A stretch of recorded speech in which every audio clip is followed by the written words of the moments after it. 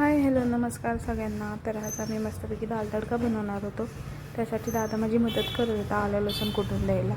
आणि डॉलीबाई मस्तपैकी आपल्या आजीसोबत मुरमुरे खात होती. आजकालच्या मुलांना कसं कळतं की कॅमेरा चालू झाला आहे, आता आपल्याला स्माईल करायची आहे. तर हे बघा, त्यानंतर मस्त फोडणीची तयारी केली. फोडणीमध्ये मोहरी, कढीपत्ता, आलं लसूणची पेस्ट, कांदा टाकून मस्त असं परतून घेतला. कांदा असं गोल्डन ब्राऊन होईपर्यंत मस्त परतून घेतला. असं म्हणजे की टेस्ट त्याने छान येते.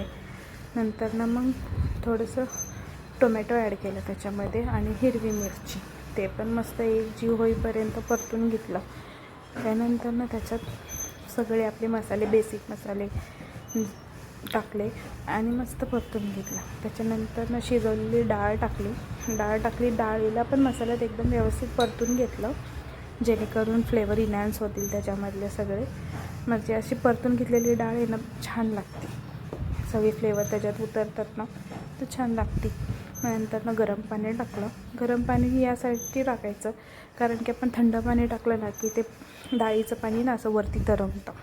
त्यानंतर मस्त उकळी फुटू दिली. वरती हिरवीगार कोथिंबीर टाकली आणि उकळायला ठेवून दिली.